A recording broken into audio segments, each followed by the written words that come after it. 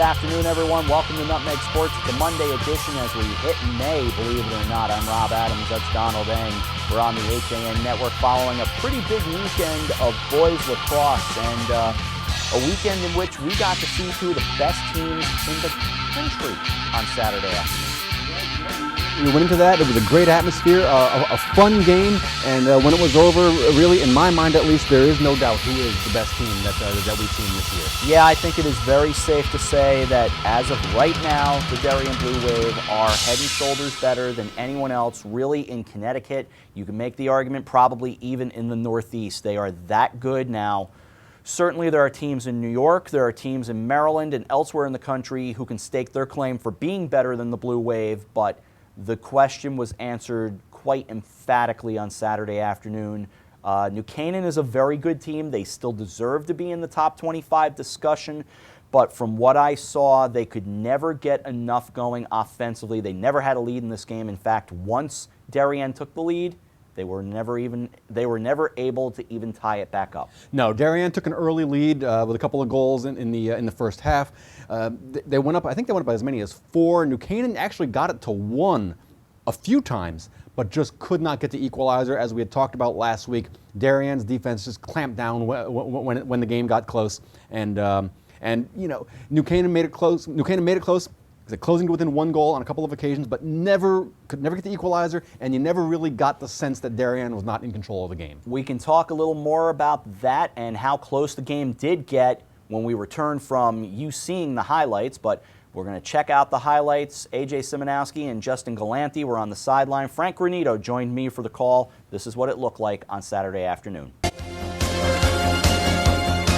It's a beautiful Saturday for high school lacrosse on the HAN Network. Good afternoon, everyone, from Darien High School in Darien, Connecticut.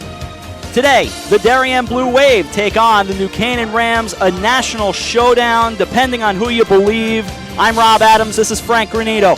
Depending on who you believe in the polls, you could be talking about number 5 versus number 6, number 3 versus number 12. It doesn't matter. It's a big lacrosse showdown here in Connecticut, Frank. Let's agree on one thing. We've got number 1 versus number 2 in Connecticut playing today.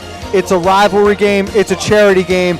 It's a beautiful day, and this could be as exciting a game we'll cover all year. We've talked about it. Starting Stewart. Stewart behind the cage, back to Richmond. Down to 12. As we head down, under 10 to go in the first. Down on net, and they score!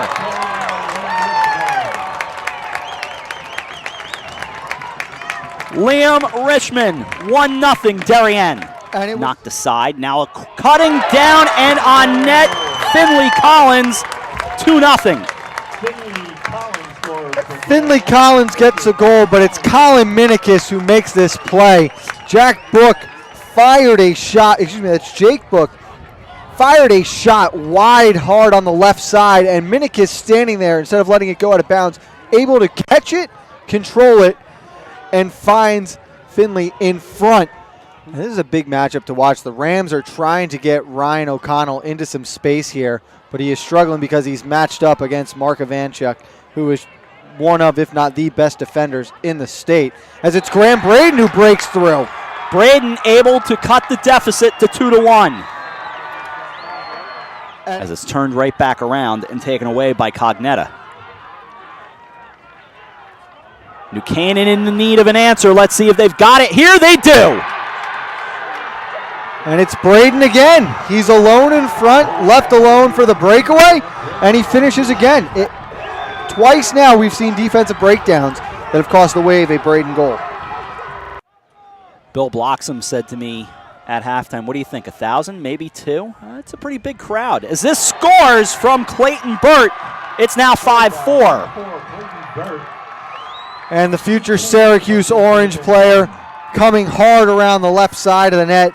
Quick little shot up high. Looked like it might have been a changeup in Cornell's eyes, but a nice job from the senior to start. As they'll set things and slow things down. 8:13 to go, third quarter. And defense from across the way. Those stands, let's call it 80% full, but it's the Blue Wave getting the score. Colin Minikis. It's a 6-4 game. 2 players there, Ivanchuk one of them, but it's scooped right back up. And this is a big opportunity for the Rams here as Ryan O'Connell is now drawing a short stick, but it doesn't matter.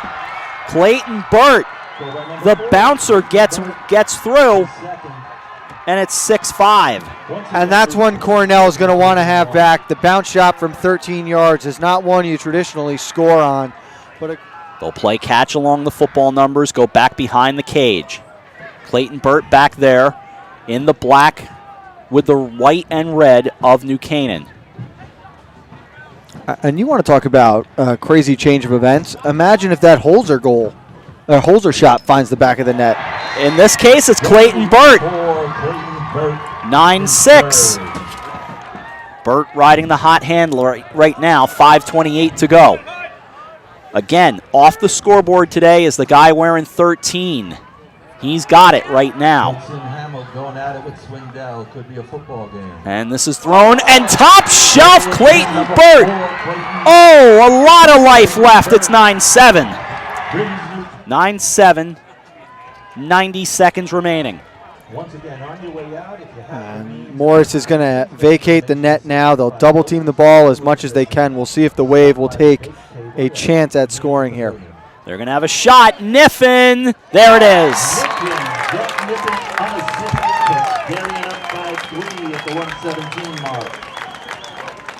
And that's the hat trick for Niffin now, too. Thanks, Rob. I'm here with Ryan Cornell, the winning goaltender. Ryan, congrats on the win today. How'd you guys get it done? First off, thank you for the congrats. We've just been practicing all week, setting up with the 2-pole, getting Mark up on the midfielder. Rock and Mark, they both shut down their middies. They gave me the shots that I wanted to see. Hats off to them, and hats off to New Canaan. They did a great job. They kept fighting. But I think Rock really saved the game with that last interception down on that last defensive possession. So 10-7 the final score. Clayton Burt did have 4 goals, and I think that's the first place I want to start. In our pregame coverage on Saturday, Don, we talked with captains of both teams, and each one was, of course, not going to give me a game plan. I didn't expect them to. But was there a player they might be keying on? They all played it very coy and said no, but I get the sense Jeff Braymeyer and the Darien Blue Wave said to one another, 13, Peter Swindell does not beat us today. He was held off the scoreboard the entire day. I thought that was a huge fact about this game. Yeah, I mean, a spectacular defensive effort by Darien, particularly when the game got close. They slammed the door and then put another goal on the board for insurance. And yeah, no question about it. We had talked about Swindell last week, and one of the keys to the game we had said, could Darien keep him under control? They clearly did that. It felt like every time the Rams would make a run, the Blue Wave had an answer, even at 5-4 or 6-5. 6-5 in the third, I thought, was a crucial point because early on, the Rams were able to cut it to 5-4.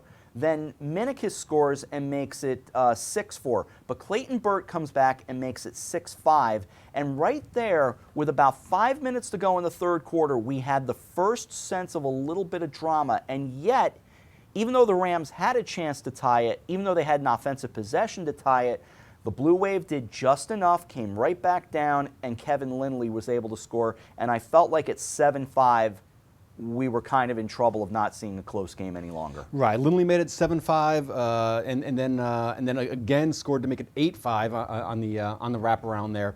And yeah, it just, as I said earlier, New Canaan made it close, gave you a great effort, and showed heart coming back from multiple goal deficits on 3 different occasions.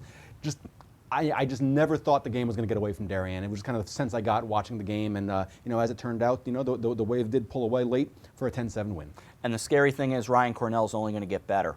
That's a phenomenal thing about this Blue Wave team. They are stacked from top to bottom. Drew Morris was, wonderful in net for the Rams as usual. He did his thing, and there's plenty of talent on that Ram team. And I'm not saying that should there be an FCAC championship game or an FCAC playoff rematch that the Rams can't win. But right now, I think it's fair to say Darien's the better team, and I can't help but wonder if Darien is in New Canaan's head in total. It seems that way. What do they call it? The helmet game, the jersey game. You see the other team with the helmets, and you say, "Yep, this is." We know how this script goes. I don't know if. I don't know if I believe teams get in other teams' heads. I just think one team's better than the other, they're going to win, and that's what happens more often than not. And in this case, that appears to be what's going on between Darien and New Canaan, at least in lacrosse and in football this year. So there you have it. Fun to cover that one on Saturday. We had a great time, and really, as I often say, I'm the mouthpiece for all of us, and this crew just absolutely banged Saturday out of the park. It was a really great atmosphere to work with the entire crew. So with all that said and done, we'll stop patting ourselves on the back, and we'll take a break here on Nutmeg Sports. We'll continue. We've got more to talk about, including some NFL draft news of interest. We'll do that when we continue right here on the HAN Network. Had a sports injury or slip and fall that needs immediate care? Coastal Ortho Express Urgent Care gives you direct access to an orthopedic specialist fast without an appointment. Biking, golf, tennis, soccer, whatever the sports injury is, sprain or fracture, Coastal Ortho Express can help. Coastal Ortho Express Urgent Care open Monday through Saturday in the iPark building at 761 Main Avenue in Norwalk, or go to coastalorthoexpress.com. That's coastalorthoexpress.com. Like them on Facebook. Do you need help reaching or maintaining your fitness goals? For over 20 years, Mike Pernice has tailored his time and expertise to clients on both coasts whose schedules demand flexibility and accountability. Mike is a certified lifestyle manager and has been called upon to help his clients eliminate negative behaviors such as coping with stress, improving their time management, setting realistic life goals, and cutting down compulsive behavior. If you're ready to start working toward a more energetic, productive, and healthier you, call Mike Pernice. It's time to come back to hometown banking, where people are taken into account, not just balances, where community comes first, a place where there's more than one kind of interest, where automation will never replace consideration, where they not only know your name, they know your dog's name too.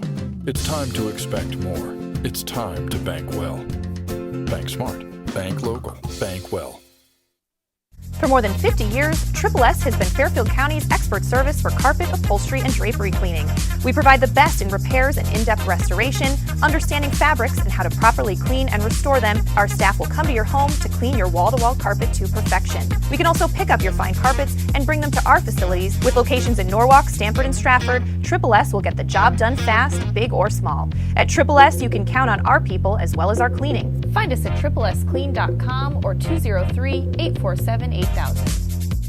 I'm Kate Chaplinsky. Join us for Coffee Break, weekdays at 11 to get the latest Connecticut news, weather, high school sports, and more.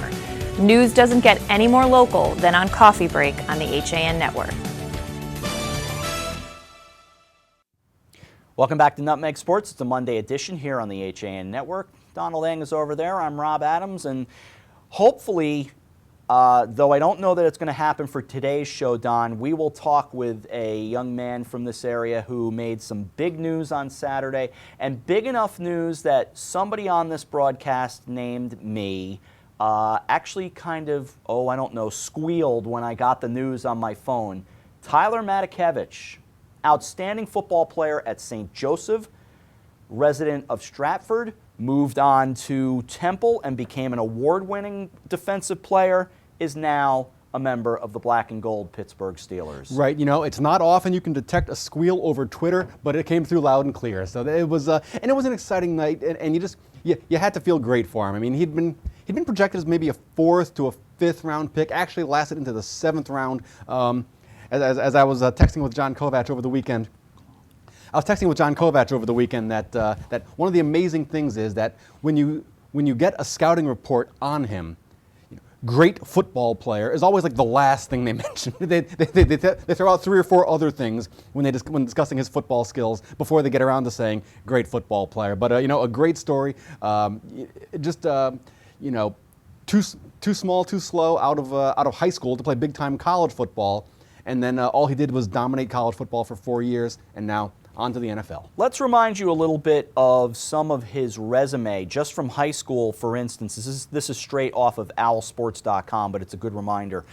Linebacker and running back, and I remember that. I got to see him in person and broadcast a game, an all-state linebacker, helped the Cadets to a 10-2 senior season, back-to-back state championships, 2010 Connecticut Post Male Athlete of the Year, rather. Just gives you an idea. Also was a baseball player who, as a junior, hit .372 with 32 runs batted in and 5 home runs. So he could do a lot of it. And then, of course, goes on, as you said, to his career at Temple.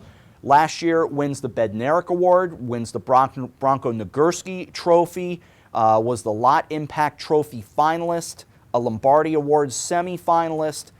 He did a lot now, last the Nagurski year. Award goes to the top linebacker in the country, and the Bednarik is top defensive player. Yes. That top defensive player. So the top defensive player in major college football. You have to think that the Steelers got a steal in the 7th round. I think so, because he was projected a little earlier than that. I was hearing the mid rounds, 3rd, 4th, 5th. Then he dropped all the way to 7, and Bill Bloxham, in fact, had a nice write-up on it in the Trumbull Times of the process of you've got all the family around you, everyone's excited, and as that time continues to tick, it gets more awkward as to what's going to happen here. And of course, everybody's proud of him, but, you know, it's dropping. I think the Steelers did get a bad pun. I think they did get a steal, but I really have high hopes for Tyler Matakevich as a Pittsburgh Steeler. Right, and and look, we've all seen the scouting reports on him, and my comment this morning I think still stands. For someone that doesn't have any speed, he sure gets to a lot of ball carriers. And for someone who the scouts say has short arms and needs to get stronger, when he got to them, they didn't get away from him. He did lead his team in tackles 4 straight years as a 4-year starter. Led the nation in tackles this year. So you have to imagine that there's something to be said. I know the stopwatch and the scale and the measuring tape and all of that don't lie, but there's something to be said for someone that just knows how to play football. There absolutely is. So good for Tyler Matakevich. He wants to come on with us, but Don actually had him booked. I believe Friday you had it all set. And of course, as it happens when such news does hit and you go to join the Pittsburgh Steelers, now the Steelers want your time for all these other interviews and such. So Tyler does intend to join us as soon as possible.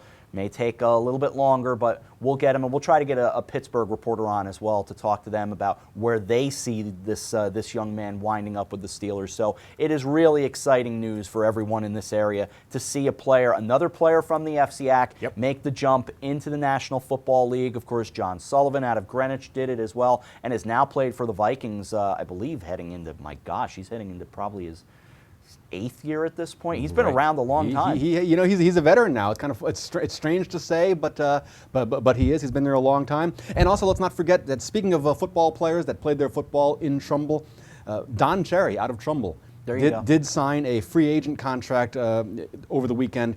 That's after the draft, after the final pick of the 7th round. The phone calls start being made of who we're going to bring into camp. Don Cherry, linebacker out of Trumbull, Connecticut, played his college ball at Villanova. From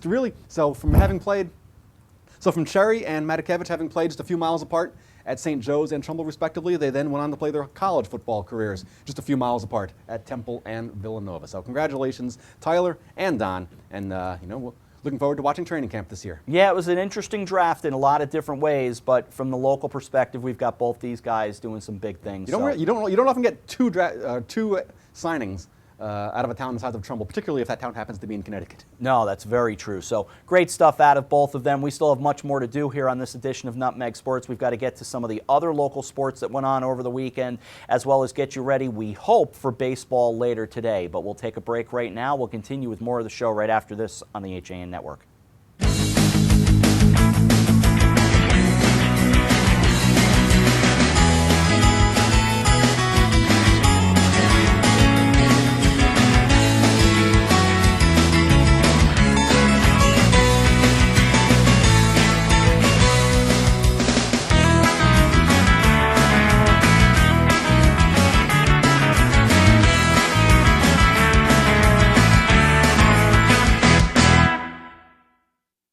Alberto Londano Professional Painting, Wallpapering, and Carpentry has been serving Fairfield County for over 20 years. Based in Norwalk, Alberto takes pride in his work by offering you only the best quality service and products. Call Alberto today to get a free estimate and be one step closer to a new and exciting home makeover. 203-866-9635. A Better View Window Cleaning Plus has been cleaning glass all over Connecticut for over 20 years. They also specialize in cleaning chandeliers, mirrors, skylights, tiles, and will power wash anything that needs cleaning.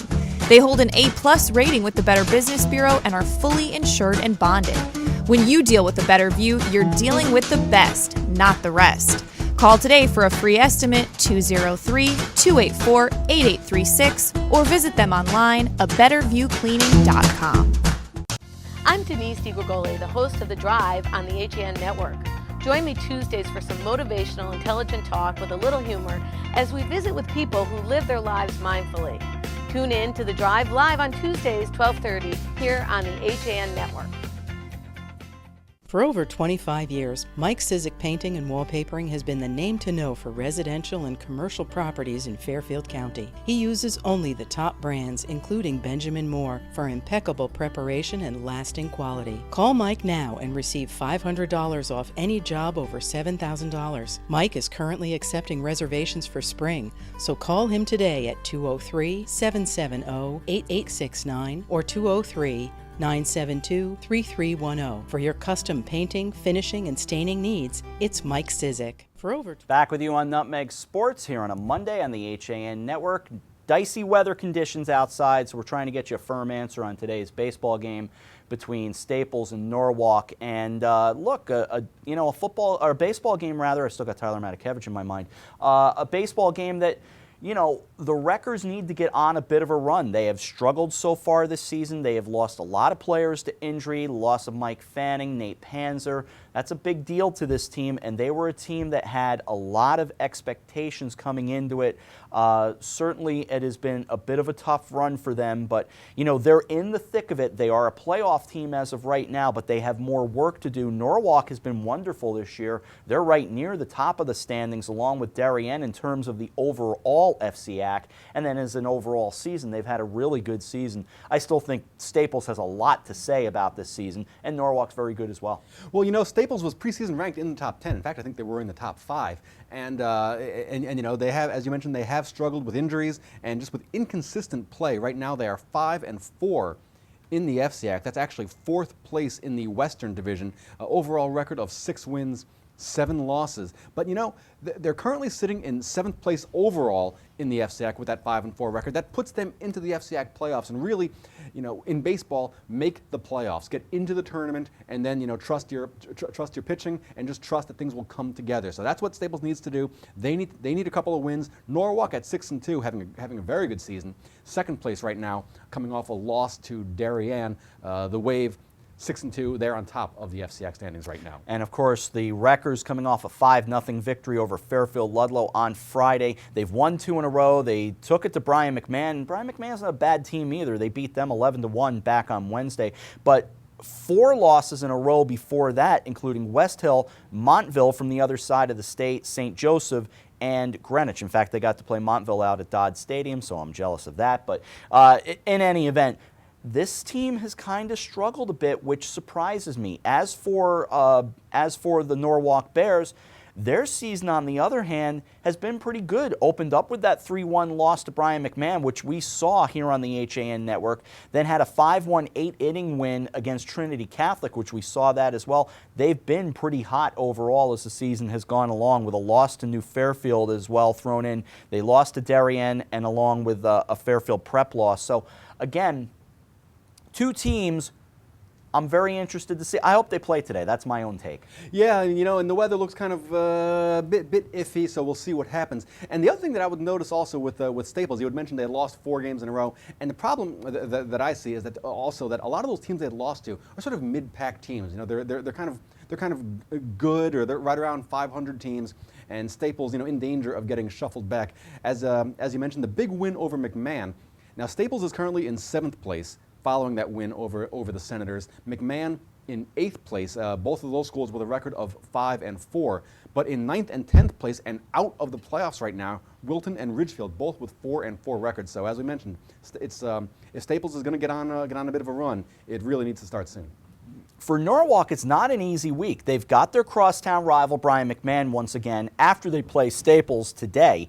Then it's Brian McMahon. Assuming they don't play today, they'll try to play tomorrow. But then McMahon on Wednesday, moving to Ludlow on Friday, Ludlow has struggled this year, to be fair, but then they've got Ridgefield next week as well as West Hill before dealing with St. Joseph, Ward, and Wilton to round the season out. That's not an easy finish. It's not easy, and you kind of figure. I mean, if you're Norwalk, try and get through there and don't have a big slide. Even if you go 500 right now, that puts you with a winning record in the FCAC. It gets you into the playoffs, and then of course once you get to the state playoffs, anything can happen. You hate to say that the seedings mean nothing when you get to the state baseball playoffs, but I think baseball, more than any other sport, lends itself toward upsets and mid-seeds making a deep run into the tournament. So for Norwalk, all they need to do is just sort of hold serve and get themselves in good shape for those FCAC and state playoffs. Now, as of right now, all baseball games are scheduled to be played today. Greenwich at Stamford, West Hill at St. Joseph, the aforementioned Norwalk at Staples, Ludlow hosting Trinity Catholic, Ward at New Canaan, Danbury at McMahon as well, and Wilton and Darien. That is the schedule as of right now, and they're all supposed to be played. Now, the minute we say goodbye to you, that could all change, so keep that in mind. The weather, as I look outside at this moment, is not bad. That doesn't mean the fields aren't wet. That doesn't mean the fields aren't a little muddy. But as of this moment, I can't stress it enough, play ball. Play ball at 49 degrees, cloudy right now, chance of drizzle and light rain starting up right around 7 p.m. That's according to the current weather. So speaking of having Tyler Matakevich on the brain, we've got a glorious football day here to call a baseball game. Yeah, that's very true. Let's look across the way before we say goodbye at softball, because we don't want to ignore the ladies as well. And West Hill having a terrific season, as are Trumbull and Ridgefield. That's in the West Division. But you look down at the East Division, and there's St. Joseph. Just another year for the Cadets. Just another year for the Cadets, and as you mentioned, an outstanding season going on right now for the West Hill girls. And look down the schedule. I've been on this team all season. You're probably sick of hearing about it by now. Look down West Hill's schedule, and who do they have lurking for game number 20? The number 2 ranked Wildcats of Seymour. Spectacular game to end out their season. It's fun to go see those state games. When you get those unique matchups, I really like that. When you get the powers from different parts of the state that don't really play each other very often, and and bragging rights on the line. We saw it earlier this year with Southington and Fitch, number 1 versus number 2. So another top 10 matchup potentially lurking toward the end of that FCAC season. So again, good softball being played, but until somebody can beat St. Joseph, I have a hard time believing. Yeah, they've got the pitching. They score a lot of runs. Yeah, you have to believe that they are your favorites right now. If it's not them, definitely the Vikings of West Hill. Probably, depending on how the seedings work out, that is the probable FCAC finals. You never want to discount the Fairfield schools, and also I think Wilton and Ridgefield had some strong seasons also. But St. Joe's definitely has cleared the pack. Weather permitting, we'll see St. Joseph for the first time this week. That is on Wednesday when they take on Ridgefield at Ridgefield High School. That is a 4 o'clock game Wednesday afternoon. Let's go through the rest of the schedule for you today. It's supposed to be Norwalk and Staples at 4. Norwalk and Ludlow tomorrow in boys tennis at 4 o'clock at Fairfield Ludlow High School. St. Joseph and Ridgefield, as I said, in softball, that is Wednesday at 4 o'clock. And Thursday, really good lacrosse matchup once again. Darien hosting St. Anthony's of New York. That is 4 o'clock on Thursday. By the way, we'll see more softball down the line, including a Trumbull-Stanford matchup on Thursday the 12th. But all the schedule, of course, can be found on our website, han.network. And that's what makes it exciting. As we mentioned last week, New Canaan versus Darien was the big game, and now we have other big games coming because those teams at the top of the FCAC haven't really gotten into the heart of their league play yet. So we're still looking at Ridgefield, we're still looking at Staples, some solid lacrosse coming up in upcoming weeks. So, Don, busy show, flies by. Away we go. Time to say goodbye already? We just got started, didn't we? I know, it's the time. Where does it go?